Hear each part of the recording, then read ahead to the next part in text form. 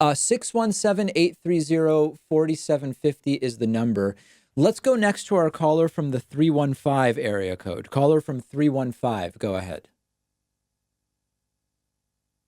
Hello, this is Jay from upstate New York. Hey, Jay, what's going on? I just wanted to get your input on the turnout for the youth vote for the midterms this year.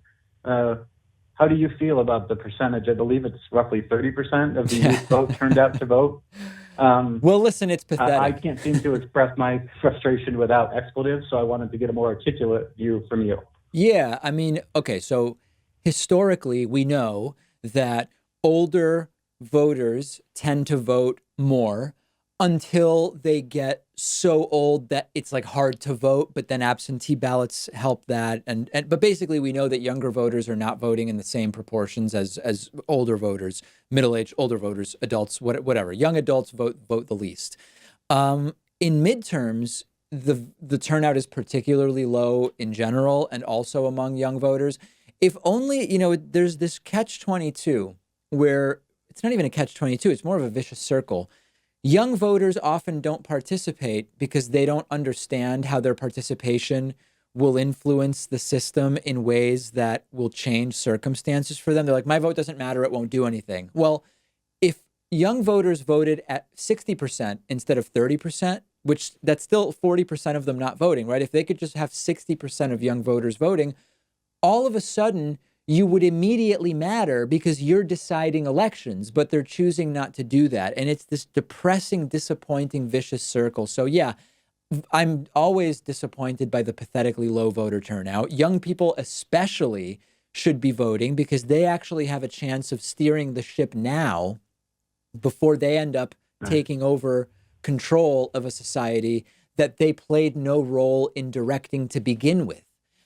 Because ultimately young people are going to be in charge, and wouldn't they prefer to be in charge of a system they helped shape? They're not doing that by not voting, and it's embarrassing. If I could have one quick follow-up, what do we do to motivate them that we're not already doing? From the young voters I talk to, they don't see how voting will make a difference. They often have this approach of, which is not unique to them, but it does seem to exist a lot in young voters of, listen, no matter who I vote for, more or less, it's like, I'm still going to come out of college with huge debt if they're still in college, or I'm still going to have my huge college debt. I'm still going to be working a job that doesn't really pay a good wage. They just don't understand how their votes impact their future. And I think the younger people are, the easier it is to ignore activities that don't have an immediate gain or an immediate impact. So I think we need to be better at communicating how, number one, their vote does matter, and number two, how it matters in ways that even if they don't immediately see changes or results, very soon there will be changes. Like if we got truly progressive representation in the House, Senate, and White House, within 8 years, you would see pretty significant change in a lot of areas. Healthcare could change dramatically. Education could. 8 years isn't that crazy for an 18-year-old to think about, I hope anyway.